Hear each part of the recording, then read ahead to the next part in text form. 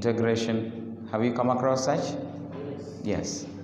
But finance is something that demands more of common sense. And finance is something that demands more of strategy.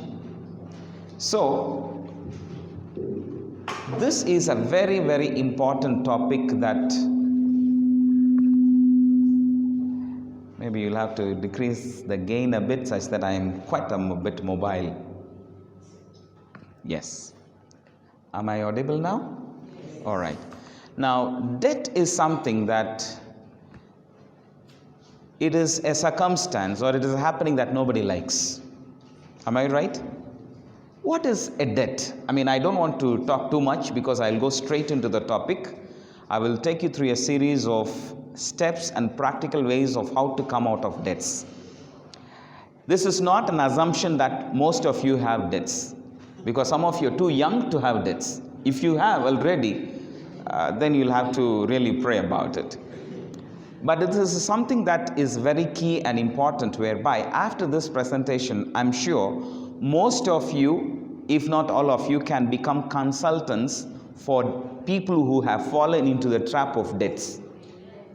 Are we together? Because not only will you have that knowledge of how to avoid getting into the trap of debt, even if you get into at one later stage in your life, you will also have the understanding as to how to get out of it, how to manage your debt. Okay? And by this time, after this, I'm sure most of you, if you listen to this presentation carefully, I will just give you a lot of strategies. So if you internalize it later on, you can become consultants specifically for fellows who have gone into the trap of debts. It could be your parent, it could be your SINGH, it could be whoever, I don't know, whatever, right? Let's have a word of prayer before getting there. Precious Lord, this is a very important topic that we want to discuss, because this is something that cuts across every one of us, irrespective of our age, experience, expertise. I only pray, Lord, send forth your Holy Spirit as we discuss this very important topic. Give me also wisdom and inspire me with your words. Take all the glory in the name of Jesus Christ, we pray. Amen. Now, debt is not evil. I'll begin with that. Debt is not evil. Debt is not sin. Okay? So, sometimes, I always urge this, you will have to unlearn a few things before you listen to me. Okay? Keep yourself neutral. Listen to what I say. Then I will also give you enough time for interactions, because this is a very important topic. Okay? Alright, so my topic today is kill debt before it kills you. Kill your debt before it kills you. Why? Because debt has killed many people. So let us first examine what this is all about. What is a debt? There are many definitions I can give you, because debt is something that can be defined uniquely according to individuals. It's like the definitions for debt is like the thumbprint. No thumbprint is the same. Am I right? So the definitions of debt for individuals can differ, and it will be it is customized. But in general, in the world of finance, we can classify these into three. Okay? In the world of finance. One is personal debt. What is that? Personal debt. The other is a corporate or business debt. Okay, that is the second point. I have not put in there. Maybe you can make a note of that. Okay. Now, the third one is unknown debt. Unknown debt. Okay, so there are three. One is a personal debt. Next is a business or a corporate debt. Third is unknown debt. So before we get into those definitions, let's have a working definition for the word debt. Sometimes people pronounce a debt, whatever, it's debt. Okay, B is silent, so it is debt. So there are two classifications of people here. I need 2 volunteers here right now. Just come, 2, even 3, no problem, come, since you have come. Okay, now listen to this. He is an individual. Okay, Sempira is an individual. Now, Regan is bank. Who is Regan? Bank. So stand there. Now, what's your name? Wills? Willie? Elvis. Elvis, sorry. Elvis, no, you can stand there. You're blocking me. Banks should not block me. Elvis is a money lender. Listen to this very carefully. Regan is a bank. Elvis is a money lender. Sempira is an individual. Now, this guy, he has a job. Things are okay. Life is peaceful.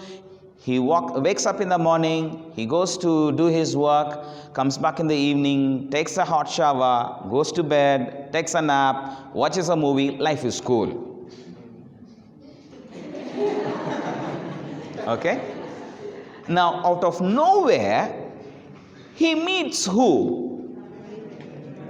A moneylender. He does not know that Elvis is a moneylender. Okay? They just meet each other in a taxi. Okay? Now, this was not planned for. So they interact and this guy is on phone. Yeah, I need the 30 million tomorrow. So Sempira is now, I'm moving in with someone in a taxi who's talking about 30 million. No. I need the 30 million tomorrow. I don't care. No, it's okay. But I need the 30 million. Who is speaking now? The money lender. Elvis, the money lender. Then after a few minutes, they cross a few stages and they go past the Chiambogo and they go to Banda. Then before they reach Chireka, he gets another call. Oh, you need how much? 400 million. Okay. But not this month. Maybe early next month I can give you the 400 million. Now, this guy has lost even the track where he is going to get down from the taxi. He even forgot which stage he has to get down. Now, 30 million he needs, and then the guy is dealing with millions of money. Are we together?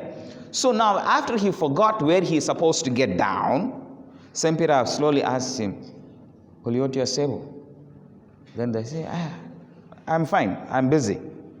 But you are talking in terms of millions. Yeah. How many millions do you want? Now the thought in the mind of Sempira it is so excited. Now someone is there asking you how many millions do you want? He doesn't even know how much to ask. Are you together? Yeah? So then he composes himself and he say, now, but may I have your contact? I would get back to you. So the guy is extremely happy. Elvis, the moneylender, gives him his card and his contacts there. So Sempira is more than excited. You get what I'm saying? So Sempira now, he goes to church. Where is he going? To church. There he meets this handsome young man called Regan the banker. Are we together? So someone says, do you know that one? He is a banker. Banker? With which bank? He is a consultant for many banks. He deals with debts. Debts? What is that? Yeah, he's the kind of a guy who will approve any amount of money for many of the banks. So he is like assessor, credit worthiness. He is a professional credit assessor. What is he? Professional credit assessor. So he says, I met someone who was talking in terms of millions. Now this is a guy, a church mate, who is a credit assessor. So he goes and introduces himself to Regan. He says, I'm also a member. I'm a church member. I sing in the choir. I'm a choir. So Regan also says, I was once upon a time singing there in Amo. But now I'm quite busy. I heard about you. I think we need to talk as brothers in faith. Then Regan hands over his card. You get the point? Now, Sempira is completely confused. His brain is totally disorganized. A man who could wake up do his work, go back home peacefully, sleep, and then do his normal work. Now the guy is disturbed. Are we together? He gets disorganized. How? Why? Because now there are two temptations. Temptation 1, temptation 2. You can go back, I will call you back later. Have you understood these three characters? All right. Now, Sampira at one point of time, he said, now he goes back to his home. On his way back home, now his brain is not normal. It is excited, it is crazy, it is not straight. Now along the way, after he goes home, that is when he thinks, this small house, even this one is leaking here. Kumbi, this is the same house he has been living for 5 years. Now he goes home and he finds that house is what? Small, and it is also leaking. Then the following Sabbath, he meets Regan. By the way, do you give housing loans? That is our specialty. How much do you want? Now Sampira is more than excited. He says, now God has answered my prayer. He has sent an angel without wings in the form of Regan. Then he says, you are really God sent. I think I have to meet with you. So Sampira fixes an appointment with Regan and he goes and meets with him. Then Regan asks him, okay, I can even give you on-the-spot assessment and you can be eligible for 250 million. What? 250? Yeah, I can give you. What is your salary per month? It's about 8 million. Oh, with 8 million, we can even increase your credit worthiness up to 300 million. Wow. So what if I change my salary from 8 to 10? Which means you can even get more than. But it is okay. So now, Sampira is not normal.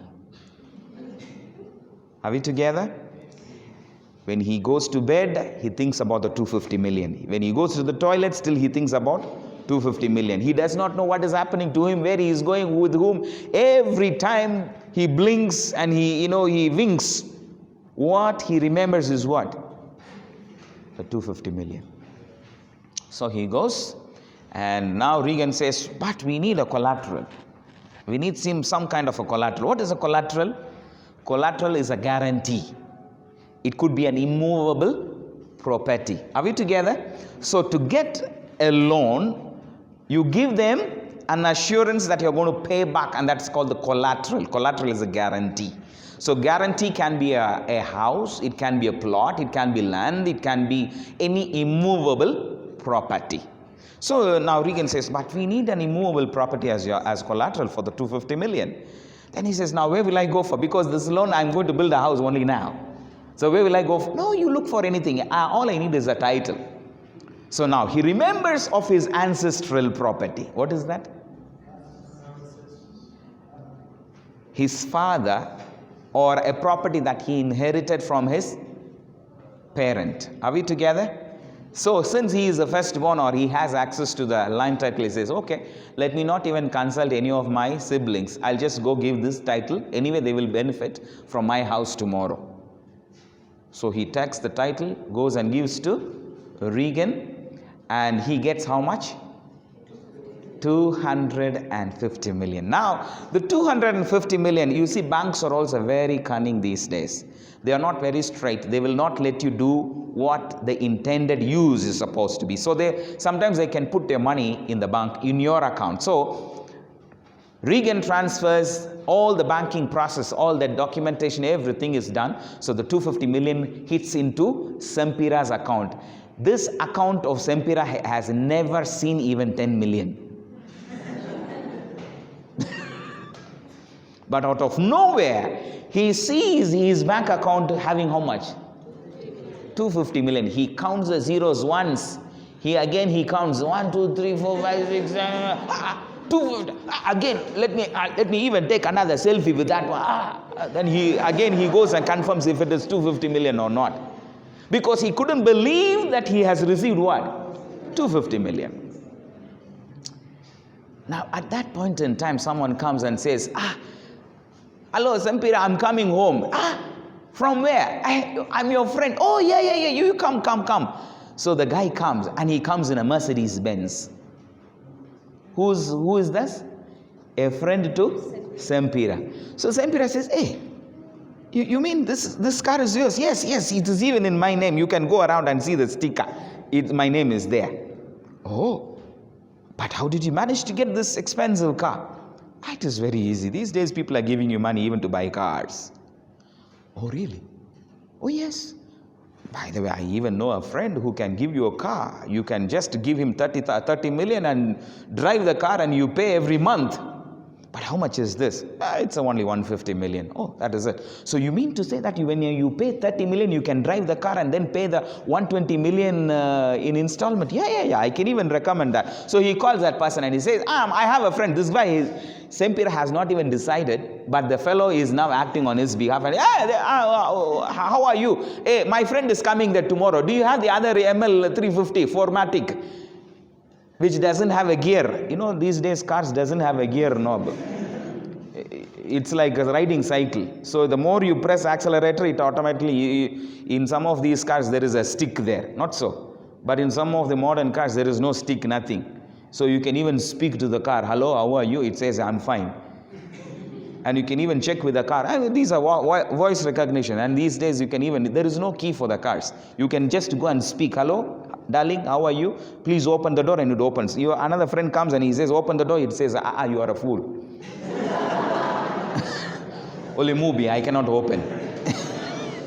Cars are so intelligent. So this guy, he wants the latest. So this guy says, okay, tomorrow he is coming with the money. Now this man has how much in his account?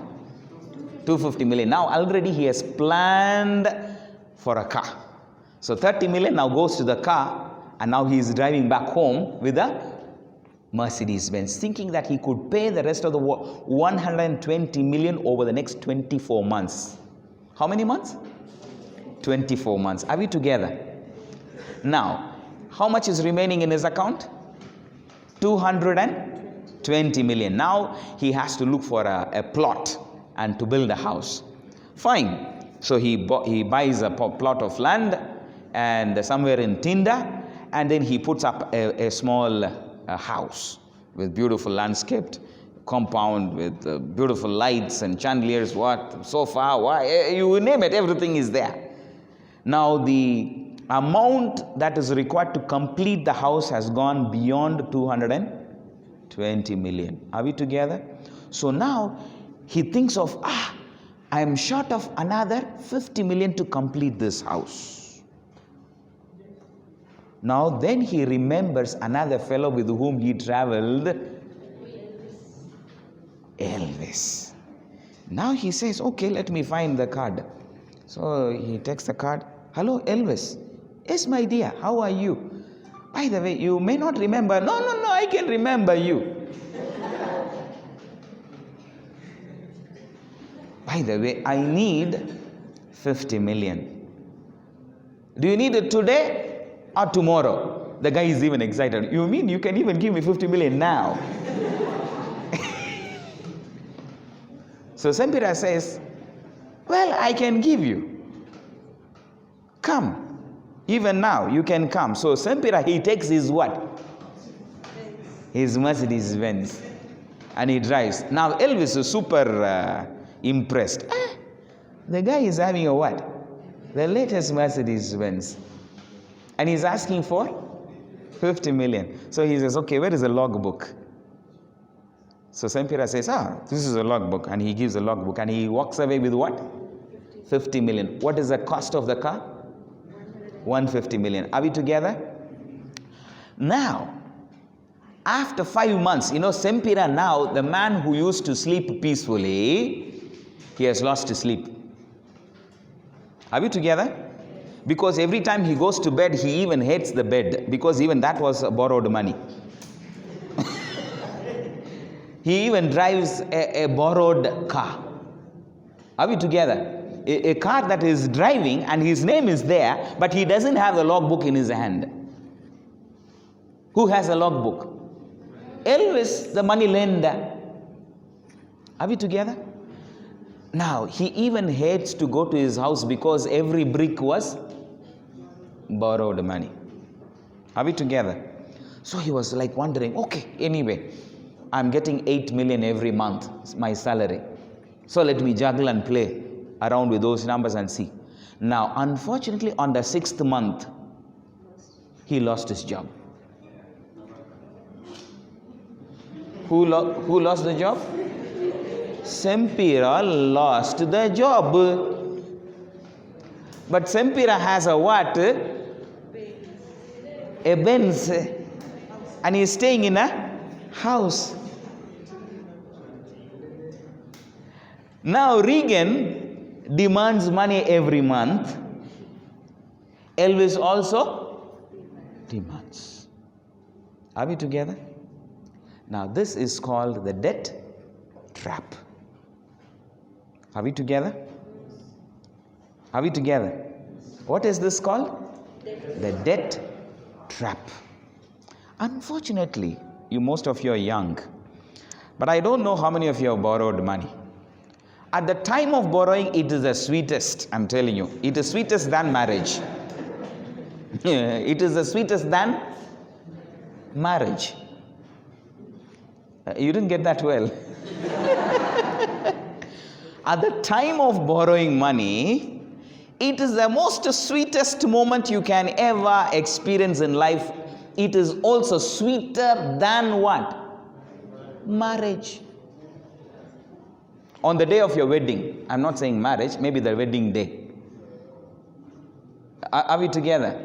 You know that ecstatic feeling. That's your wedding day. You're going to wed a person. that feeling is there. But that feeling is even inferior to the feeling that you would get when you borrow.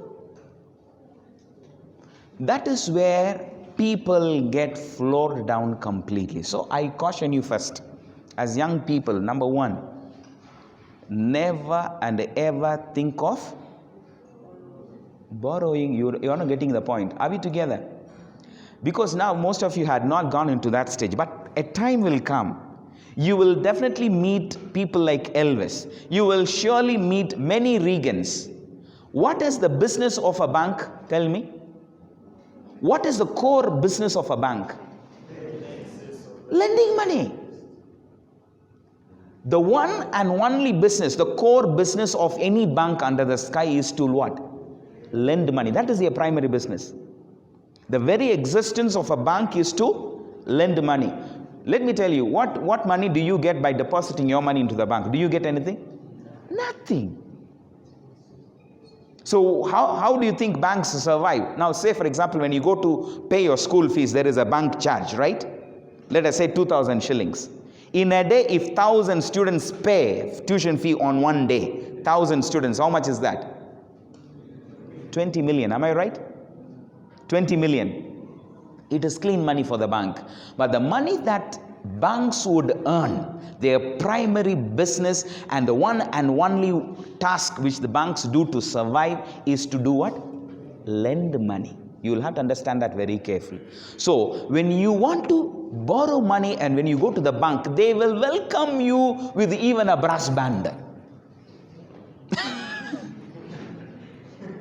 They will even organize a brass band for you to borrow money, because that is their primary business. Are we together? Now, unfortunately, Sempira is caught up in a fix. What is he into? A debt trap. Now, have you understood the concept of debt? Borrowing money, you simply become a victim to debt. Are we together? So, even if you casually borrow money, you still owe money to someone. So, this is called debt. Have you got the working definition clear? Yes? Let's go to the next one. Why people go into debt? There are so many reasons, several reasons. There are so many reasons why people borrow money. I've classified a few things. One reason, and more, this is the, what to say, this ranks top in the statistics. The first one, what is that? Debt by pride. What does that mean? People borrow money to maintain their pride and status. Are we together?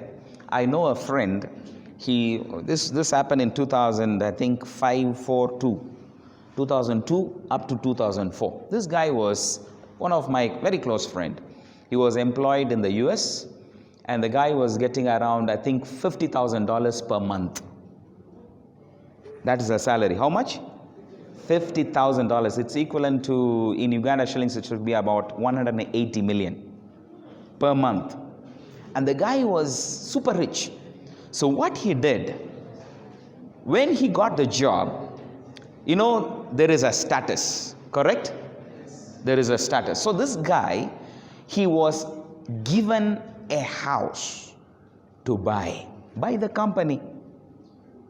And the cost of the house was close to $4 million US. $4 million US. $4 million US in Uganda shillings, it should be around 13.8 billion.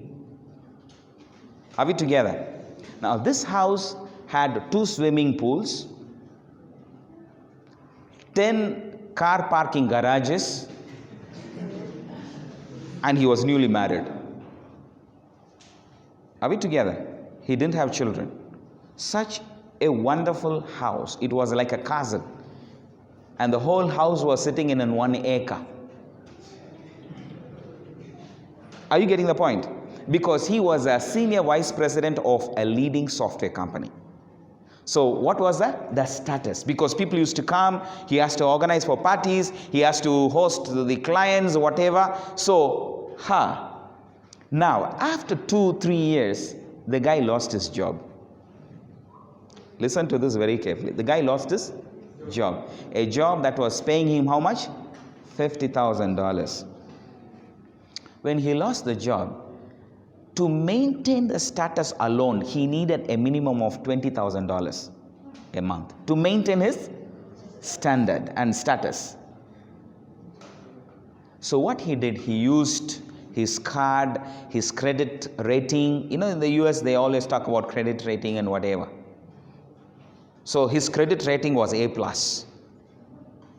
So used the credit rating, and he borrowed another $500,000 to maintain his status. Listen to this story very carefully. He was thinking that he could borrow the $500,000, that is $500,000, maintain his status for some period of time, by which time he could get another job. Are we together? So what happened later on? The guy didn't get a job at all. So he had to migrate from the US to another country to go and look for a job. Never and ever borrow money. Why?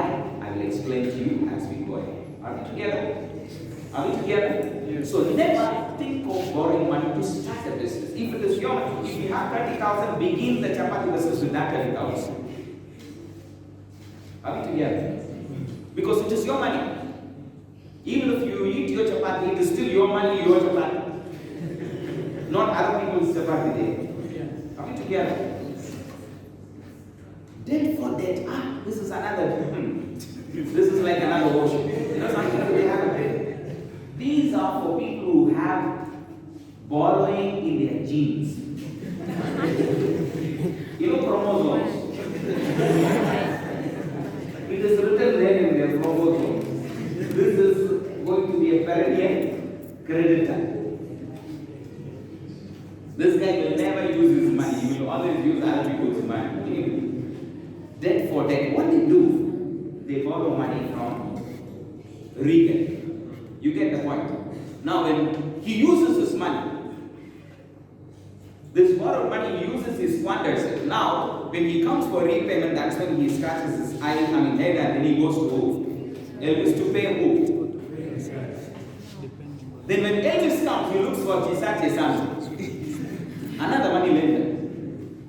Are we together? So now he borrows money from Chisate to pay who? Elvis. And from that money you pay who? Regan. Now, borrowing money to clear your debt. Let me tell you, people who do this will never get out of the debt trap. They will never. This is an unwritten rule. They will never. We will explain that later. Then other unique reasons. You may have your own unique reasons, divine reasons. Why you go and borrow what? Money. Eh? Let me put that in 2 steps. I'm going to take you through 3 steps as to how. Have you understood the situation of debt? And it can be strain, it can cause a lot of stress, it can cause depression. Let me tell you, it can even split your relationships. When there is no finance, there is no romance. Finance and romance, they go together. I will talk about that another time. You get it? Am I with you? Yeah, it goes together. Very unique situation, it may not go together. Then there is something wrong in that relationship. Anyway, we'll come to that later. However, there are 3 steps when you get into the debt trap. You will have to go through this meticulously and look at the practical strategies. First stage is the recognition stage. Okay, I will explain this also. What is the first stage? Recognition stage. The second stage is preparation stage. And the third stage is implementation stage. Never forget these 3. Because now you are all going to be consultants for fellows who have already got into the debt trap. So you will have to advise them, my dear. We are very sorry, we will pray for you, but you follow through these 3 stages. First is what? Recognition stage. Second is preparation stage. Third, implementation stage. So let us look at what involves or what is involved in the recognition stage. First of all, now let me tell you, when you are in debt, normally such people will go through a phase called denial stage. Can someone explain what is denial stage? I'm sure you learned that.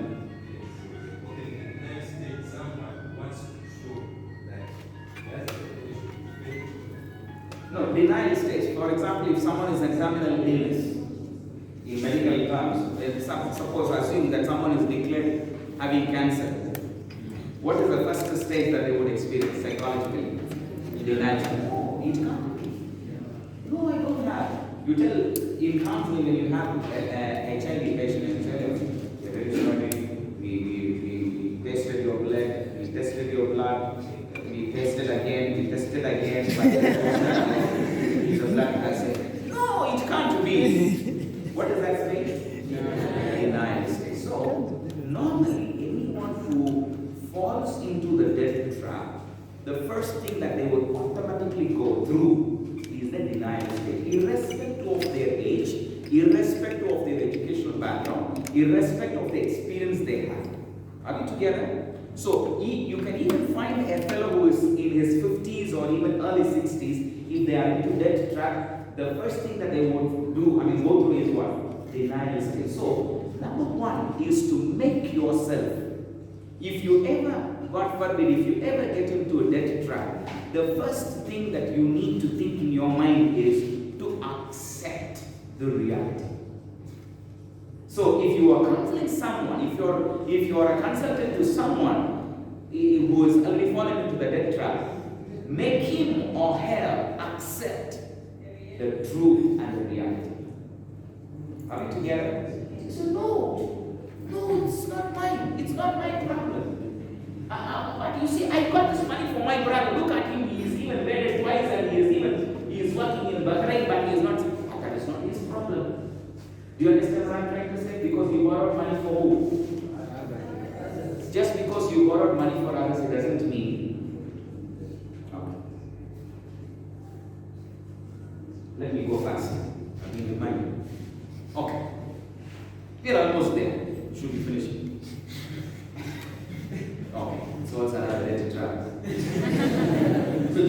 because you borrow money for others, it doesn't mean that they will save you. That is the reason why I say this for others, it's wrong. Because many people, they think, if I borrow money for my cousin, he will go to Bahrain, he will go to Saudi Arabia, he will go to Singapore, and he is going to earn dollars, and he is going to say, never. That will never happen. That is the reason why we say, never borrow money for other people. Are we together? Because you think that that person is going to help you, it will never happen. Okay? So, first is in the recognition. What are the three stages? Let's quickly summarize. We may not come back. First is what? Recognition. Second, preparation, and then the third, implementation. So, under the recognition, we have the first point, that is to accept and come and understand the reality. You need to understand that you are living in the reality. So you have to accept that fact. Under the same recognition, number 2 is to forgive yourself and forgive others. Now, personally, I have gone through this. I'll have to admit this. When you can get into some debt because of one word, trust. Are we together? I've seen this happen, and I've also personally experienced this. And Mama is here. In business, I trust everybody. Mama trusts nobody. I'm coming to that. In her presence, I have to tell this, the truth. I trust everybody. She trusts nobody in business. So, because of that virtue in her, she will not get into debts. But because I trust everybody, I always fall into debts. Why? What is the reason? Trust. So, one big lesson I personally had learned is don't trust anyone blindly. Are we together? Are we together? There was a time, I think I'll give you this example.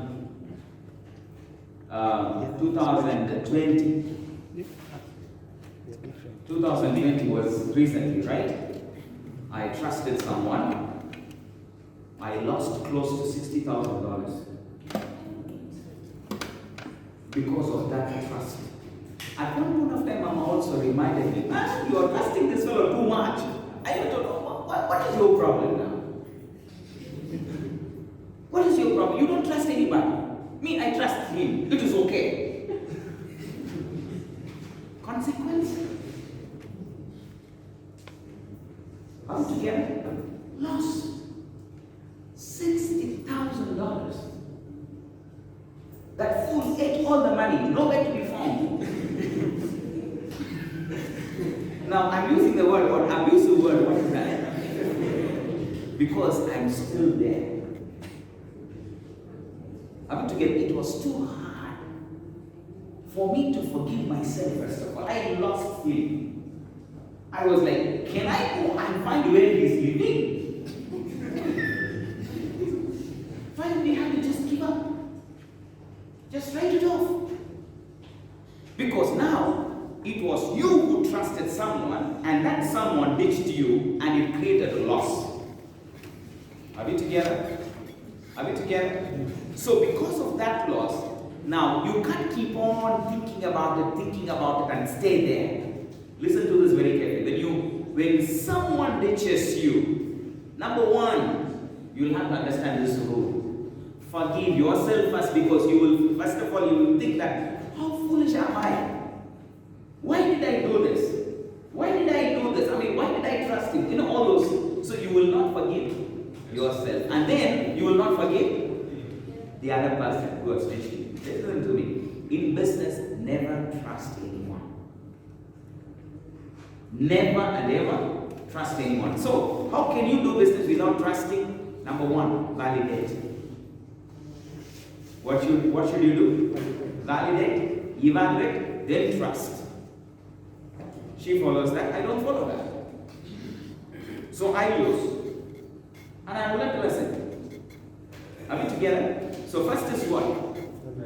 Validate. So if someone comes and before you give that person some money, You will have to validate whether that person is trustworthy or not. Are we together? And subsequently, of course, I still went ahead and trusted 2 more fellows.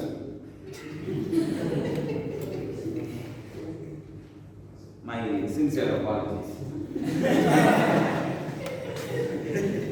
That's my weakness. I trust. Are we together? And because of trusting people, I have lost a lot of money, a lot of it. And it is by the grace of God, God has given her as a gift to me. Otherwise, if there was another lady, she would have walked away. You get the point? Adding depression to depression to depression. So, forgive yourself and forgive others. That is very important, and that is a lesson I personally have learned. Then, in the recognition stage, being aware of the trap of desperation. Now, this is another key that I personally also went through, which I don't want any of you to go through. You see, when you are at loss, here don't, you see, I'm mixing up 2 things there, loss and debt. Loss and debt. Now, sometimes by the grace of God, if you incur loss, it may not lead you to debt, but not always.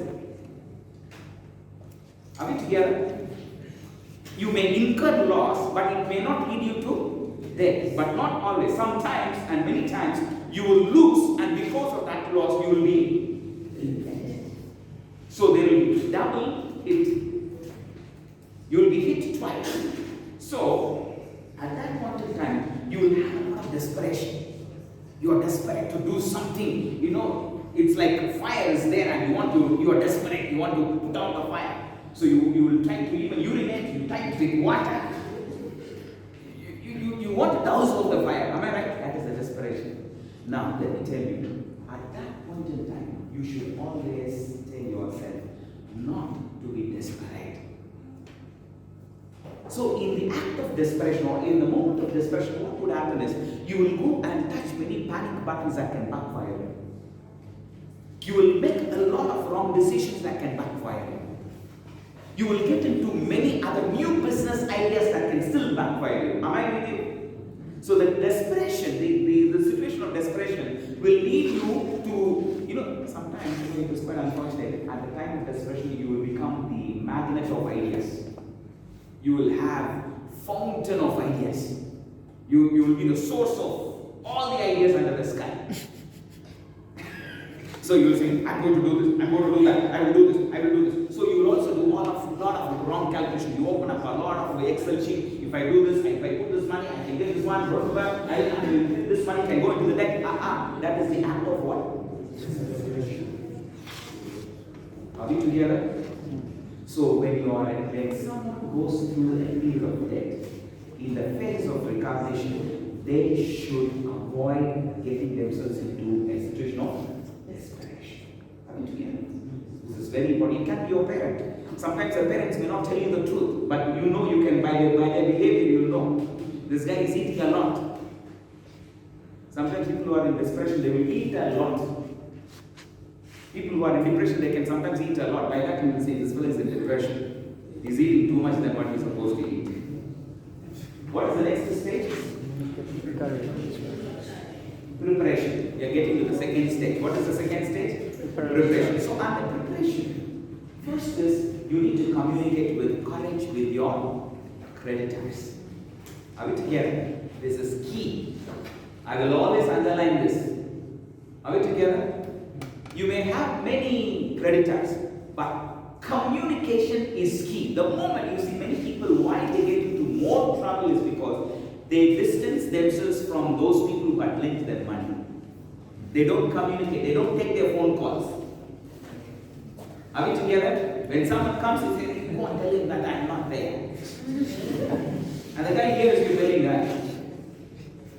that will worsen the situation. So what you need to do, if you are in debt, if you owe money to other people, sit with them and take courage to tell them, yes, your money is with me, that is the truth, but I have lost it. But if you give time, and if you're patient, you will also get your money, I can also get that money pay you back. So express your propensity, express your willingness, express your inclination to pay that person back and keep that person in communication. The moment you snap communication with the person who had lent you money, you are finished. Are we together? So communication in preparation is key to manage it. Are we together? The next is rebuild your business based on your strengths. Now, this is also another big lesson I have learned. When you are in debt, don't look for new business that you cannot handle. Are we together? Never and ever look for new business. That's why I said people who are in debt because of the depression and desperation, they have so many crazy ideas. And they will justify, no, this will work, that will work. Because the fellow will speak like a crazy one. So what you need to do is, if you already have a business that you had incurred loss and you know now why you lost that money. Are we together? Now, if you know some business and if you are kept, let me put it this way. Acting at this stage is not based on opportunity, but it is based on capability. Underline that very clearly. Act of desperation at this point in time, when you come to this stage, never look for another opportunity. Opportunities will not help you when you are in debt. Am I with you? New opportunities. Someone will say, let's go and do real estate. Someone will say, let's go and do gold digging. Let's go and do this and that. It will look attractive. Don't look for new opportunities, but consolidate your existing business. So to consolidate your business, there are three things that you need to do. Number one, work and rework your business model. M. The first M is called what? Business model. Okay, that is the first strategy. Number two, the second strategy that you need to work on your existing business is to put up proper management. The right management, the people whom you trust to manage your business. Reorganize, recruit, and manage your management. So first is what? Business model. Second is what? Manage your management. Reorganize your management. Critically analyze your management. Put them on the right track with clear outcomes, expected outcomes. Number three, marketing. Rework your marketing skills. Rework your marketing strategies. Because that is your strength. This is a business that you know in and out. This is a business that you've been running. This is a business which by carelessness and by misleading trust you lost money. But that is a business that you know very well. Use your strengths and capabilities, not an opportunity. Are we together? I hope you got the point. So now the three M's. So the three M's I can categorize like this. What are they? First, the first one is business model. Work out your business model. Number two, restructure your management. That is the second M. Number three, marketing. And number four, automatically money will flow. That is the fourth M. Business model. Rework your business model. Meticulously sit and rework, because that is what you know. Don't look for a new business and get into another debt trap or lose money there. So what is your strength? What is your capacity? What is your capability? What is your skill? Use that. That is your strength. So rework, manage, then marketing. Money will come automatically. So when money comes in, that is also a matter of preparation. So under preparation, I am going to give you a rule of 72. It's called the rule of 72. What is this rule of 72? Now, we looked at two money lenders. One is a banker, the other one was Elvis. A money lender and a banker. Now, let me tell you, when you borrow money, always have the boldness to ask for the interest percentage. Many people override this. Many of us, by oversight, we overlook this and we don't ask for the interest percentage. Now, that is the reason why many people get into debts. Are we together? Now, what is an interest percentage? Let me give you one example. Assume you are borrowing 10 million. Okay? I'm just giving you an idea. Assume you are borrowing 10 million. Now, Uganda's lending rates is at 22%. 20%. Just for working purposes, let's take 20%. I was telling Mama, if I had access to that whiteboard, I would give you a beautiful working out, but you don't have time, you don't have the perfect. Let's go ahead. Just think about it. 10 million working at 20% per annum. So what is the interest percentage per annum? 2 million. Correct? Right. Now let me explain this. When you borrow money, when you know the interest percentage, just divide the interest percentage over 72. In other words, in our scenario, in Uganda banking, it is 20%, right? Now, what is 72 divided by 20? Give me an answer. 72 divided by 20. Let's say 3.2. 3.6. 3.6. 3.6. Now, when you get this 3.6, this is the number of years it will take for your capital to double. In other words, at the end of 3 years and 6 months, your 10 million will become what? 20 million. Are we together? So by the 7th year, it will become what? The 20, now it becomes 40. This is compounding. Yes. Are we together? So it keeps doubling. So when you borrow money, use the simple calculation. On the spot, you can take your calculator and find out when your money will double. This is an unwritten rule. So this is called the rule of 72. We always use this in business. Now, why should I do this? Say for example, my ex-president is here, Engineer Arugo Musa. Now, assume, let me give you an example. If one of us goes and borrows money for business, okay? Let me give you an example. Let me take the case of Brother Arugo Musa, Engineer Musa.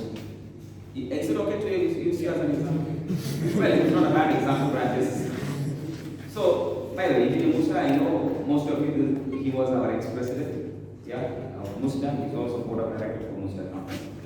Now, Engineer Musa decides to borrow money. Assume that he needs 100 million. Okay? The interest rates, let's take Uganda rates, 20%. Okay, 20%. So he needs how much? 100 million. So obviously, this 100 million will double in how many years? 3.6 years. Are we together? So by 3.6 years, the money that he borrowed from the bank, which was 100 million, if he extends the repayment period for 7 years. Now usually the banks will ask you to extend the repayment period. Are we together? Huh? I don't know if you're with me. Okay, let me go back to the example. Engineer Musa wants 100 million. He goes and approaches Regan. Okay, he's a banker. Banker tells him the interest rate is how much? 20%. What is the amount to borrow? Now, the banker also asks engineer, how long are you going to take to repay this money? Now, Engineer Musa will think, the longer the time, it is easier for me. Common sense, right? So he will think, well, so the banker, even before he decides, he can interject and says, shall we give you 7 years? Then he says, what is the benefit? Well, if it is 7 years, you will pay a monthly deposit of maybe around 40 million monthly. But if it is 5 years, you will have to pay 60 million. 60 million I can't manage every month. So can you manage 40 million? Oh yes, 40 million I can manage. So now what happens when he extends this time period to 7 years? By 7th year, the actual principal that he got 100 million will become how much? 200 million. Are we together? In other words, Engineer Musa will be paying 200 million plus the 100 million. Are we together? Yes. This is how banks will play with your psychology. Now, at this point in time, if engineer is so prudent, he will say, okay, let me do this. Do your paperwork for 7 years. Do your paperwork for 7 years. So what he would do, if I was in his place, what I would do is, you put the paperwork for 7 years, but put a clause in the paperwork that I have the authority to pre-close the loan anytime. Are we together? So when I include that, what would happen is, assume I'm using the bank money 100 million, I'm turning it over fast. Now here is where your business's strength comes in. Are we together? Now, the bank interest is 20%. Now, if your profit percentage is 100, let us say 50. If your profit percentage out of the business is how much? 50%. Now, out of the profit, 20% goes to who? To the bank. 30% is mine. So, what I will have to do is use this 30% put back into the business. Are we together? Not to take that money and go and buy a Benz car. Not to go and get married another time. The second time. Are we together? But what we need to do is to use that money and put it back into the business. Now, when you put that money back into the business, your profit percentage for the subsequent month, instead of 50%, it is possible for it to grow up to 70%. Are we together? Now, when it goes to 70%, 20% goes to where? To the bank. Now, what is your percentage? 50. Now, what you need to do is to fast turn around. When you reach that 100 million, throw it back into the bank and tell them, my dear, I have closed it. Yes, I did it for 7 years, but now I'm closing it in the 10 months. Are we together? Now, this is called manageable risk. What is this called? Manageable risk. Now, I will not explain more because I don't want you to get more inclined to the manageable risk. Whom you will get into unmanageable risk after that. Okay? Alright. So, under the rule of 72, I hope you have understood how to determine on the spot how the money will double. When you, even if you, sometimes you see some of the money lenders, they are so cruel. When banks lend at 20% per annum, some money lenders will lend you at 20% per month.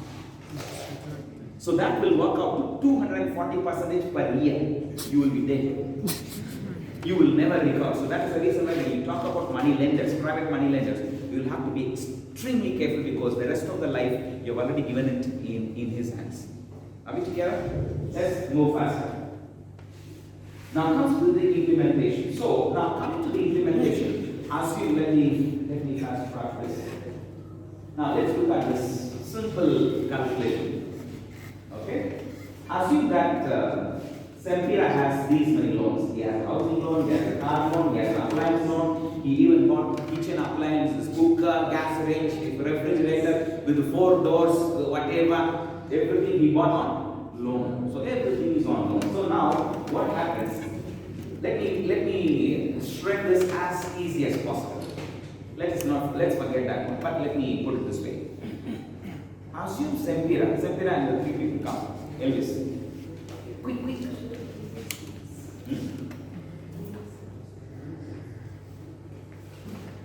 Okay. Now, the first strategy here is this. Now, Sempira has, let's make it very simple for our understanding. Assume that he has 2 debts. Okay? He has borrowed money from Elvis, he has borrowed money from Regan also.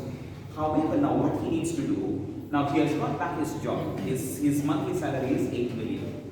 Okay? Now, with this 8 million, with the principal and interest, assume that he spends 2 million on him. What is he left with? 6 million. He takes 1 million. What is he left with? 5 million. Now, what he needs to do is, if the debt trap is too much, sometimes chances are there whereby he takes home 8 million, but this guy takes 5 million and he takes 2 million. What is he left with? 1 million. Now, many times to maintain his status, he goes and borrows some more money to maintain his status. Because he says, with 1 million I cannot. Now, what you need to do, strategy number 1. Listen to this very carefully. It is painful, but you will have to go through this. When he knows that he has only 1 million to work with, let him adjust his expenditure that will fit in what? 1 million. Listen to this very carefully. Now, I'll in the presence of Mama, I'll have to tell this. Our incomes over the time, by the grace of God, it goes up and down, whatever. But our standard of living is just the same. Am I right? I'm just giving this as a lesson. Just because we have money, for 1 year, you just don't go and blast it. Are we together? Some of you have come to my house. Am I right? Who is there? Some of you have come to my house. Who is there? Your come. Everyone's have come. For the past 16 years, I'm staying in the same house. Are we together? Mama and I and our dog. Period. Why do we need 3-bedroom house, 4-bedroom house? When the visitors come, they will sort out themselves. Are we together? Now, what I'm trying to say is, when you expand your lifestyle according to your income, at one point of time you will get stuck. Are we together? Now you have to maintain your status. People are looking at you. But now, when you maintain the same status, whether you eat kaunga once or twice a day, nobody will know. Are we together? So, the first strategy I'm trying to put in your mind is, when you have an income, learn to live within that income. Don't expand. I always say this, and I want to say this again. World over, or in other words, Asian economy. I'm not taking pride in saying that, but this is a fact that I want to present in humility, but take it in the right sense. The Asian economy is like this. For us, we will never expand our expenditure based on our income. Are we together? The Asian economy is like this. We don't expand our expenditure based on income. Our expenditure, whether we are a millionaire or a billionaire, it is always the same. Are we together? So it is only our net worth which will increase. Which is okay, because that is what is going to take care of you at one point of time. Because you can always invest and reinvest and have multiple streams of revenue. But you maintain the same status. Are we together? Now, let me ask you this question. Just because you are so rich, are you going to eat a lot of food?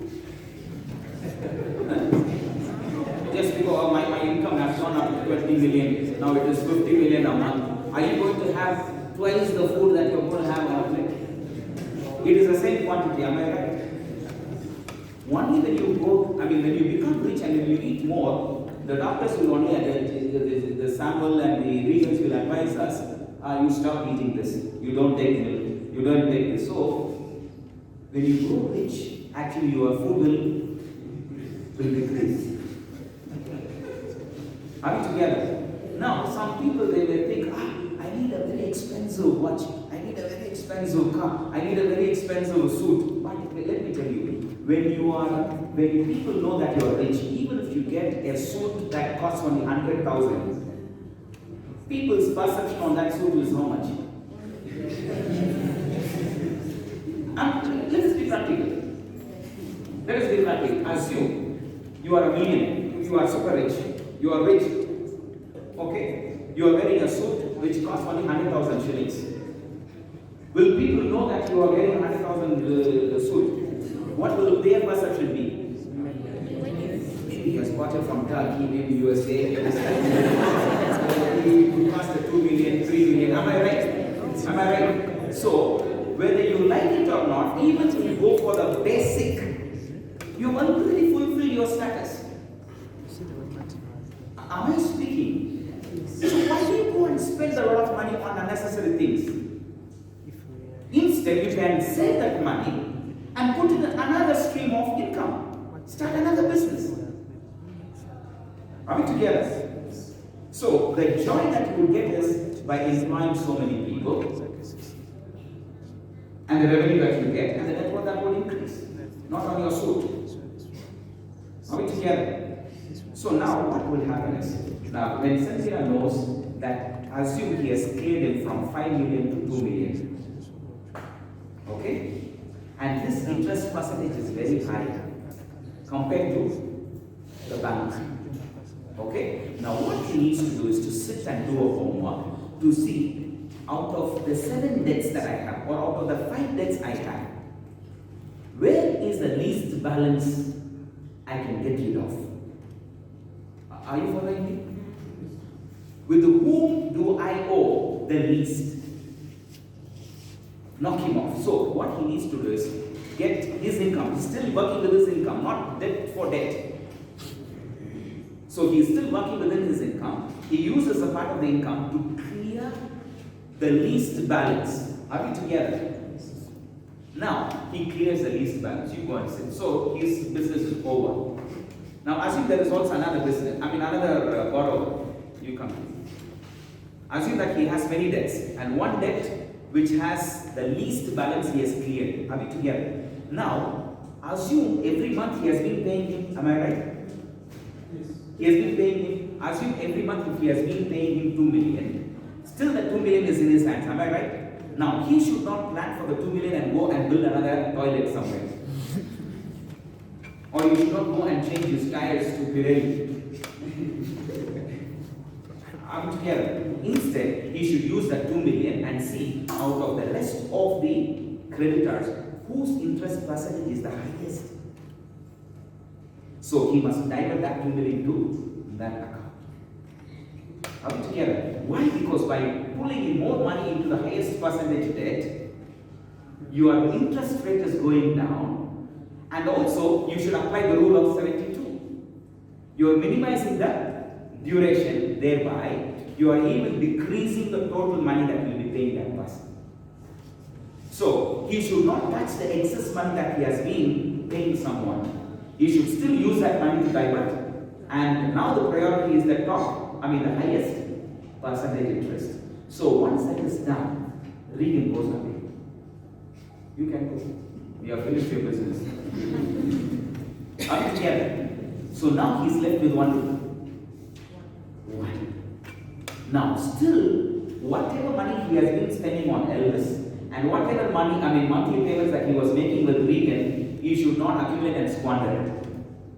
Pull in that money and settle him, and he's also. Are we together? Now he thinks, finally I've gotten rid of all the debts. Now I begin to squander again. Now this is the time where he needs to be extremely prudent, whereby all the money that you see now, by this time he has got accustomed to live his life within 1 million. Am I right? Let him live with that 1 million continually. So now the 7 million will go as savings. Are we together? Let me tell you. Thank you so much. Now let me tell you. Even when you are sick, when you look at your bank balance, you will get back your good health. Well, you will also pray for you. That's a different story. At church, you can come and tell us, I'm very sick, but let me tell you, one ingredient that can restore your good health is what? Your bank balance. But you see, for us, what happens? Already we are sick. The bank balance is also sick. For you, you are having malaria. That one, the bank balance is the typhoid. Now, when you look at it, you are even sicker more than that. Are we together? Now, let me tell you, the more and more savings. So, Sepira, what he does, he has got 7 million in his hands every month. Okay? Now, what he must do, throw that 7 million into his account month after month after month. Imagine after 10 months, how much do you have? 70 million. Now, use that 70 million to start another business where you are very good at. Are we together? Are we together? So, to start up, the startup capital is always your savings. It's not borrowed money. Are we together? So, child of God, I think, what? No, it's the same. I will just summarize everything. Or you want to take notes? Okay, right. So, this first business of choosing the least balance and clearing that loan is called the debt roll-up method. Debt roll-up. Okay, debt roll-up. Then the snowballing, there is also another technique called snowballing method. The snowballing is to find out the highest percentage and clear it off. Are we together? So that is how we will save money. So at the end of the day, the lesson that we need to learn is this. Understand the difference between want and need. Now this is where many of us we make mistakes. As I was telling you, the Asian economy, we don't expand our expenditure based on income. Now it's like this, I always use this analogy. Have you seen a funnel? Have you seen a funnel? What is a funnel? It has a narrow snout and a wide mouth, right? What do you use it for? Assume that you want to pour paraffin into a jerry can. So you put a funnel and then you pour on the wider side, right? And the narrow side is inside the mouth. Okay? Now, Asian economy is the right part of the funnel with a wide open to receive, that is to receive money. This is called cash inflows. So your cash inflow should be what? Wide. Your expenditure must be narrow. Are we together? But in Africa it is the inverted side. I'm sorry to say, but that is the fact. In Africa, it is the inverted side, where the cash inflow is what? The expenditure is what? Are we together? That is the reason why we need to learn. All I want you to understand is this. I'm not racist, but I'm just giving you a fact. Are we together? Where we have a great learning to understand the difference between want and need. So you need to understand the difference between wants and needs. Now, a need is something that you cannot live without. Are we together? The basic needs. Want is something that you already have a refrigerator. Mama used to ask me, this refrigerator is too old. I said, but you are still able to cool things, right? Let it be there. But it has only one door. Are we going to get inside the refrigerator? To have 2 doors, 3 doors? A refrigerator. Are we together? Now, that is a big, when you say, I need a 3-room refrigerator, then that is a want. Are we together? Some people, they want, we are driving a car with only 4 wheels.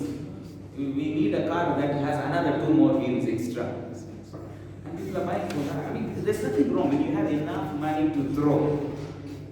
Let me tell you, when you should enjoy. There was a time I was making such a presentation. One lady was fuming. He said, for you want us to be like beggars. I said, no. Let me tell you, when you should enjoy is this. Let me also make that very clear. You should not enjoy with your wants when you are still struggling in life. When you reach a point where you sit at home, you don't even step out of the house, but your money is coming into the bank. Are we together? You wake up at 10 o'clock in the morning. Or you can even wake up at 5, go to gym, do your refreshments, you take your daily monitor, you read cover to cover. You have all the time. You can listen to BBC, you can even have not 1 dog, you can have even 5 dogs. You play with them. You don't even step out of the house, but money is at that time spent. Lavish. I'm telling you now. You can throw money. You buy not 1 car, you can even buy 10 cars because money is coming without your effort. Without even shaking your small finger, money is coming in. Are we together? When you reach that level, that is when you can throw money. You can buy cars. Not cars with just 4 wheels. You can even buy a car with the 10 wheels. Are we together? You can even build a house not with just 2, 3 bedrooms. You can even build a whole bungalow just on the lake side. Because you don't have to step out of your home to earn money. Are we together? When you reach that stage, I'm telling you, that is when you can just explode your money, throw money, spend money. But until then, keep struggling, and avoid the debt trap. Have you understood the concept? This is called financial freedom. At the end of the day, financial freedom is this. Financial freedom is not by what car you're driving. Let me put it this very clearly. Financial freedom is not the brand of car that you drive. Financial freedom is not the house where you sleep. Financial freedom is not the job that you do. Financial freedom is to remain in your house and you do nothing but your money comes in. That is called the real financial freedom. You will have to work towards that. When you achieve that, good enough, some people, I have a friend of mine who's of my same age. He doesn't even go out of his house. Money comes in, and the guy can spend the money. Are we together? He gets, at that point in time, every month, if you get $50,000 just coming into your bank account, is it bitter? I'm telling you, these are things that are happening. You don't even step out of your house, but this guy's account gets $50,000 every month without fail. He doesn't have to make a phone call. Okay? I think it is enough. I've done my part. Are we together? Yes. Have you understood? How many of you learned something today? Glory be to God. Amen. Glory be to God. I think I'll open up a few minutes for questions. Is it okay? Well, this is a week that we have been dealing with the debts. Right? Well, so I think it is timely, and follow some of these ones. You can't go wrong. You can never, never, never go wrong. All right? God will bless you. Yes, my brother. Thank you for the presentation. My question is, for example, I've been having debts and I've heard everything, and I said I'm not going to get any debt. Now, the thing comes that now what of borrowing, like lending money. Because different issues there. Except me, I want to be debt free. But now you want to lend the money. But now, what the issue of lending others? How can because sometimes they will not pay you, and you have to lend that Christianity, all this stuff. We have said I'm going to be debt free, but now the issue of lending others. Well, my personal, I would say my principle is this. I don't encourage someone to get into money lending. Are we together? Why do I say that? It is not the right work for an Adventist to do. Well, there are so many money lenders around, even within the church. But you can't sit with them and pray. Are we together? Now, such a fellow, you can't bend your, you can't kneel and then you participate in that one, that feet washing. Because he is the same fellow, because the moment you lend money, you will be forced to get into violence. Am I with you? Because for sure, the people who borrow money from you assume that he runs away, or he doesn't pay, or he doesn't have the capacity. What will you do? It is your money. So you have to recover that money. What will you do? You will confiscate that person's property. You will send them away, or you do all those nonsense. Then you come, amazing grace. Now, what nonsense is this now? I hope you're going for it. Yes, Sam. Yes, my question is that, yes, you have talked about the rates, but what if you reach a condition that your workplace cannot produce the money that you need added?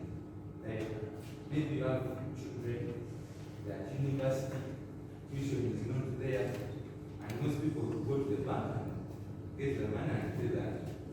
Yet, ideally, the money you get from your business cannot pay this very meal. That's the situation. I get your point. So it is estimated that maybe when the person gets... Well, Sami, I'm sorry. I got your point. Now it's like this. Now, when you know your monthly income is say 5 million, and you have 5 children, whose madness is this? Are you going to blame the church for praying to get more children? Or are you going to blame God? You are the one to be blamed. Because now, let me tell you, I always say this even to the young people who are married and who are in the family life, whatever. Be responsible. Now, to send a child to a basic primary school, a term fee is 1.5 million. Am I right? Basic school. I'm not talking about the hi-fi whatever. When you go to schools like Kampala Parents or whatever, a term fee is 7 million. Do you know where it is? The Kampala Pairs, whatever. 7 million, my dear. You will not even spend that money in Makarare. But this fellow is just the primary counting numbers in their fingers, and you're paying him 7 million at once. Now, sincerely, that is evil. I mean, what I'm trying to say is, if you have 5 children, which kind of school do you think you will send them to when your monthly income is 5 million? You will find mediocre school somewhere in Zimbabwe. Am I right? You will find there is a school where the school fees is 150,000 per quarter, per term. You will find such schools. So what I'm trying to say is, you need and want. I go back to that. You have to be prudent. If your income is this much, now forget about the past generation. I'm not here to blame people who had 7 children, 10 children, or a whole football team. I don't care about it. Forget about that generation. I'm talking about now, for you people. When Samuel gets married, you need to know, Samuel, Dr. Samuel, I get this much amount of money as salary. You do your family planning based on that. Just because your wife is free doesn't mean that you're going to produce a child every year. I hope you got my point. So, you go back to my whatever I told you. Don't borrow money for others. Yeah, but you are a parent. You must be responsible to get the number of children which your salary can accommodate. Hey. Am I making sense? Let me ask you. Nubu, I see your face. Am I right? Yeah, Nubu, am I right? But Nubu is blessed with the, he is a salon. But that he didn't plan. Claire, no. You didn't plan, but God gave them. Keep one extra. You buy one is free. But God knows how to take care of them. But if Luke goes for another 2 more children, we will have to be on our knees to pray for both Claire, and he'll grow older than I am. Having 4 children in this economy, my dear, be careful, Luke. Yeah, you better go for night shift. Pray. Because you see, now anyway, let me not talk about it. I hope you got the point, right? It's difficult. So Samuel, I think if you have an idea of having more than 2, you have to think about it. Think twice about it. But anyway, for us, we have only 1. Another question. Hey, you have... Quickly, let's finish up. Thank you so much. I like most successful people have always spoken that you can't have a big business, just have a business. And let me stop you there. Sit down. I think I told you very clearly. One is called manageable risk. I'm not addressing business fellows here. Are you a businessman? Yes.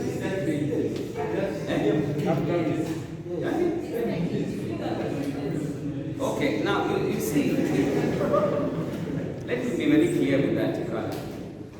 When you do business, I think I gave you an example also. When your profit, you should know your profit and loss for every month, correct? When your profit and loss statement says that your net profit for that month is more than the interest percentage, you can go ahead. See, I don't want to confuse other young people. That's why I didn't talk much about it. So in next, there are 2 things. One is called the manageable risk or calculated risk. The other is called the uncalculated risk. So when I say calculated risk, you need to know your profit and loss every month. Are you together? So when you do the profit and loss, there are 2 profits. One is gross profit, the other is called net profit. Now, when your net profit is more, when I say more, let me give you a percent. When your net profit is 70%, that is the industry standard. When your net profit is 70% more than your monthly repayment, go ahead. Have I made my point clear? Engineer? I hope, no, they are big people now. They will understand my language. Have you understood the point? Now, when you don't even know what your profit and loss account is, when I ask what is your gross profit, what is that? What is your net profit? We don't know. But you want to go and borrow money. At what percentage? You don't know. Then you are going to get into a bottomless pit. Are we together? So the calculated risk, I'm giving you also the formula. Calculated risk, if your net profit is 70% more than your monthly payment of principal plus interest, go for it. You will never fail. You get the point? But if your net profit is the same, is the same as your principal and interest payment for a month, you are dead. So you'll have to do your math. I hope I've answered your question. So in business, that is how we work. Any other question? Yes. Thank you. Yesterday, last Saturday, we had our fisherman, one of the speakers was talking about being educated to devise some policies like having our church with some businesses which you manage to do other things. And I was wondering, is it okay for us to have a bank like the Centenary Bank owned by the church? My friend, I am not the spokesperson of the church, so I can't comment on that. It's a good idea, but I think we are in no way related to that. But it's a good idea. That is the reason why as Muslim, I think we are doing something. Like a lend, as you said, the bank is for lending, so can it be acceptable as a church to? Oh, I'm sorry. So are you saying that to get loan from the bank is right or not? Yes, Lending. That's what I'm saying. That is not, I'm not an official spokesperson of the church. I can't comment on that. Though that idea is right and it is good. Are we together? But even the existing business, I don't think the church is doing well. Let me not comment on that. You will then be. Any other question? All right. Yes. Yeah. Now, most the company wants to make a circle, and most cases, this circle means they usually get an interest by they lend to members within the association or the company. Now, from there, what can you comment about it as in terms of because it's also loan business, it's a business. You see, SACCO is totally different in terms of its objective than a commercial bank. I hope you understand that. The first, of course, the person who came up with this, the Grameen Bank, which happened in Bangladesh, and that is how the SACCO, the microcredit, came into existence as well. So SACCO is not something which shares the same objective as a commercial bank. SACCO's objectives are totally different, and our board of directors are keenly working on that, and definitely it will be a successful proposition because it works well within a workable interest rate, not as commercial rates. Because it is going to be internal borrowing, not external borrowing. I hope you understand that. Elder, I'm trying to pick a question from what they are asking, though they may not ask it directly. Is it okay for a church-centered business to lend? And because I think from what you've described, banks kind of have their way around people, and even money lending does it. So is it okay for a church-centered initiative in the line of money to actually lend, or it would compromise the values of the church? It will definitely compromise the values of the church. That is one reason why sometimes the church has never thought of establishing a bank anywhere across the world, though we have enough money to even start a commercial bank. So that is not our core idea. And through that, we cannot evangelize, we can only get more enemies. So I think that is one way, because it's a contradiction to our objective. I hope I've answered that question. Right? Oh, that's what you want to ask. Well, thank you for making that clear. So that is the stand of as a church. Yeah, but though, as I said, that's a good proposition, but as a church, it compromises the principles.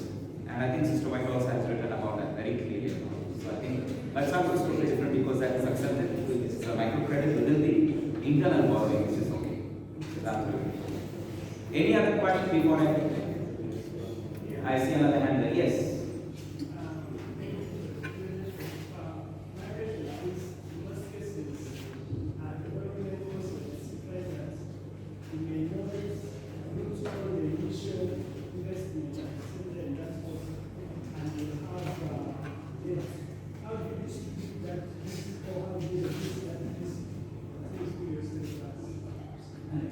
It's a bit difficult because you see, it depends on the kind of business that you're talking about, and it keeps varying for different businesses and products. And let me tell you, that every business and every product has its own life cycle. Some, say for example, there's a guy who started a business, I think in 2022, last year, September. By now he has the break-even, he has reached the break-even point. I was even surprised. He's into trading.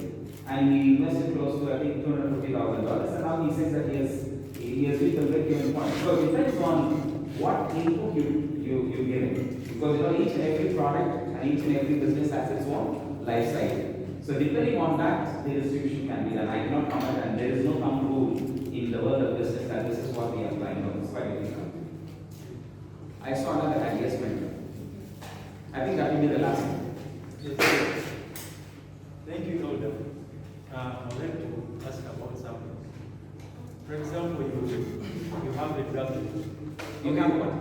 You have a drug shop. Okay, you have a Japan store. Yes. That maybe started with around 500,000. And you've been able to manage it and bring you some profits. And then I get an idea of I want to beg you from your business experience.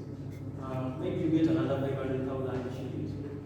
And is it which is more feasible to add this 500,000 and the other Japan store to make it bigger, or to start up another Japan store somewhere else? See, that's a very good observation. You see, how we normally assess some of these businesses, you'll have to do the working yourself.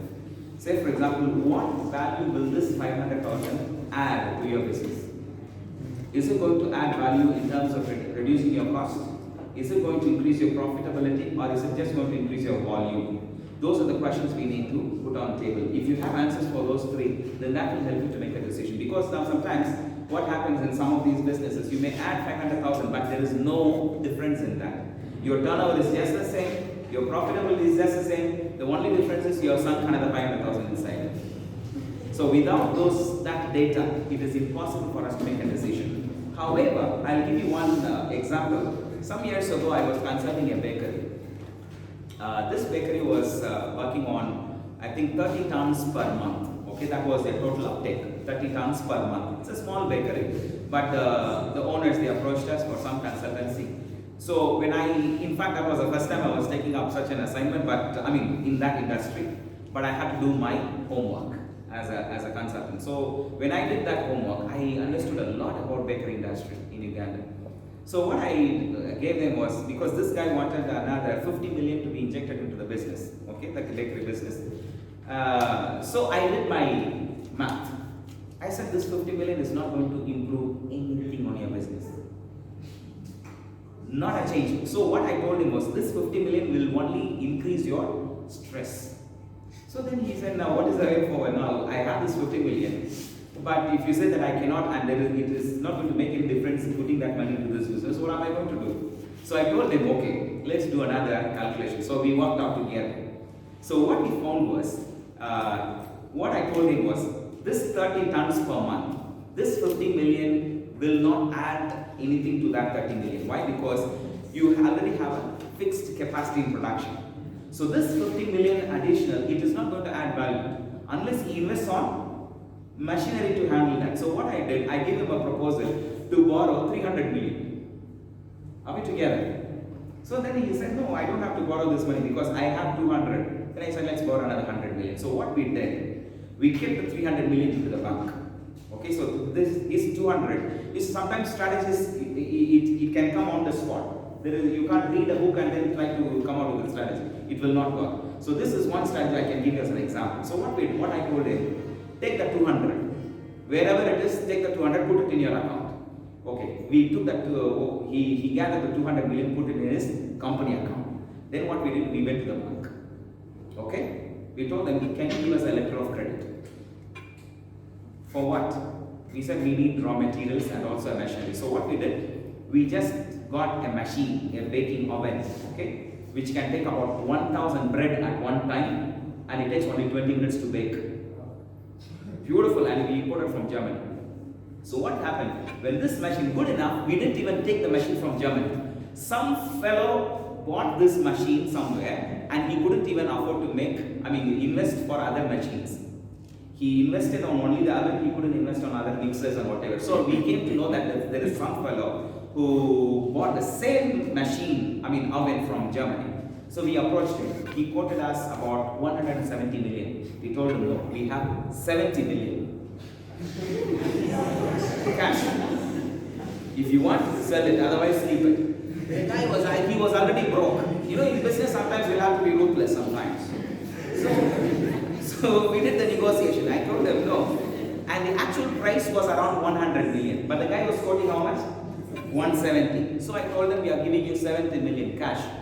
So the guy was, no, import duty, what, all those nonsense. I told him, all this is on your head. Now what do you want? You want to keep this oven and look at it every day, or you take the 70 million? So what we did, we just took the 70 million cash. We put it in a kavera, gave it to him. The guy was going around, he was carrying the bag, but he was not able to make a decision. But you see this one, how much I tried, he told him, my dear, you are carrying the money. We took the machine for how much? Now the 70 million we didn't pay. The cash that we paid the bank, it was the bank that gave the money. Yet the 200 we fixed in the bank. We didn't touch our capital. The 200 million of the proprietor, it was still in the bank. But who gave the money? The bank gave the money. Are we together? So we told the bank we are not going to touch the 200 million, but give us the 70 million. So what we did was we negotiated with the bank. We told them we need another 100 million. Just give us a letter of credit, but no cash. So the bank was extremely happy because they already have 200 fixed in the bank. Are we together? So what they did, they just wrote a letter. So what we did, we went to one of the millers. Do you know Blue Ribbon? Blue Ribbon Millers. Some of you might know. We went to the Blue Ribbon Millers. We told them we need 100 tons every month. 100 tons of flour. Okay? Now what is the current capacity? 30. The current usage was 30. We are increasing from 30 tons up to another 70 tons extra, making it a total of 100 tons. So the Blue Ribbon guys, they were extremely happy because I think they had, they were also growing. So, but we told them, we will not pay you. We will pay you at the end of every 30 days. So the guy was like, but how? I said, that's how it will work. You can transport 100 tons right now. So, but he said, no, but we need transport. He said, we don't have transport. So he used his truck. He transported 100 tons, 2 trucks. It was there in our bakery. New machine, raw material were there. We didn't pay even a shilling for the 100 tons. So what we did, we hired the right fellows. We increased the production. So from 30 tons, we went up to 100 tons. I'm telling you, this is a cash and carry business. The guy has already got a beautiful network. So I was also confident about his cash flow. So once I was very happy with the cash flow, I said, no, go ahead, sell it. So we only bought another extra Pro Box, the kind of whatever. There was already a Corolla, we bought another Pro Box, removed all the seats, tilted everything because the policeman will ask for a bread every time. So we tilted everything, we put, my dear, every day we were getting close to 7 million collection, cash. So by the end of the month, we had more than the money that we were supposed to pay the raw material fellow, the floor guy, the miller. So what we did, we gave him a check. We asked now for 150 tons. Are we together? So the guy happily gave. Now at this point in time, what we did, we played a trick. Now at this point in time, by the time we asked, we placed the LPO for 150 tons, we gave him a check for all the 150 tons after 30 days. So the guy had a post-dated check already. Are we together? Now that bakery business, I'm telling you, I'm told that they have even more than 6 branches. They have one in Entebbe, another one in Jinja, another one in Wakiso. They have increased. So some of these strategies we can't define or take from the book. It's on the spot. So based on data only, I can comment on your question. I hope you understood something from the case that I just mentioned, right? Thank you so much. I think I've taken more time, but I'm sure it was useful for us. Not only now, even in the future as well.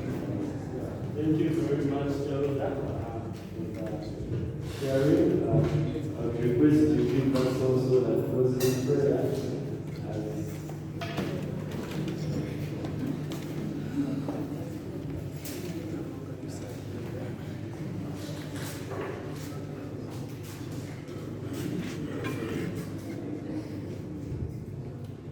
So one final thing, as I was mentioning about the want and need, as young people, you should have the contentment with what you have. Are you clear? The contentment, you should not be greedy. There is some sermon I played some time back, it's called Greedy Dogs. If you have access to online, you can watch that.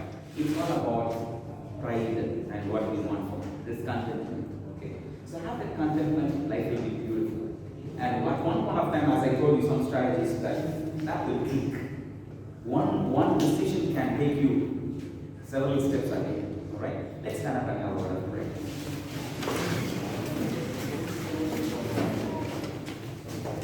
Let me pray. Precious loving Father, we are grateful to you for this beautiful Sabbath. You gave us a beautiful lesson on managing our masters, belongings, and because we are stewards. And this week we have a beautiful lesson, managing debts. Young people, Lord, you know their future. Let no one standing here in your presence fall into that debt trap where they will be a point of no return. For some, let them be prudent in knowing how to use other people's money to grow their business prudently and wisely. Because the parable that you gave also, the master gave 1, 5, 3, and 1. According to their several ability. The same way, Lord, that you have given us a lot of talents, potential, skills, understanding, wisdom, knowledge. I only pray and help us to make the right use of understanding and wisdom.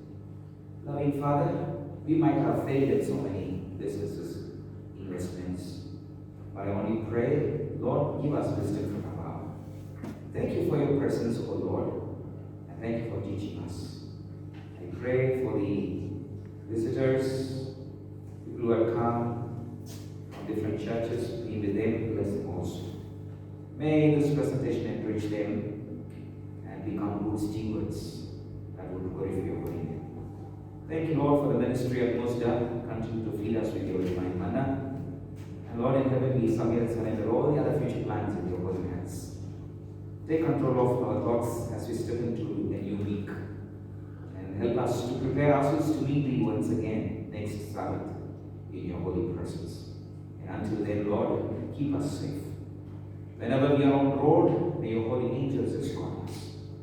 Some of our children are leaving today to go to their villages, to meet their parents, to meet their sponsors, to be with their loved ones, their siblings, as they travel. May you travel with them. Send forth your holy angels and escort them and keep them safe on the road. I pray for those who are still waiting for different avenues of livelihood. I pray, open up doors, open up the windows so that they will not have room enough to hold your blessings. Thank you, loving Father, for being considerate and gracious upon each one of us. Deal with us bountifully when we go astray, when we trespass against your will. Forgive us with your everlasting kindness. And abide with us, O Father, and may your peace that passes all understanding remain with each one of us until we meet again. In the name of Jesus Christ we pray. Amen.